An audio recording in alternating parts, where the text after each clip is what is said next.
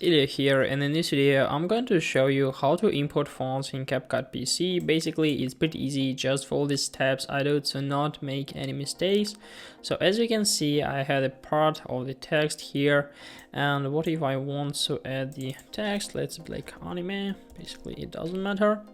So after that, we need to change our font. So how can we deal with it? We need to click on it on our timeline to choose it and make the white border appear.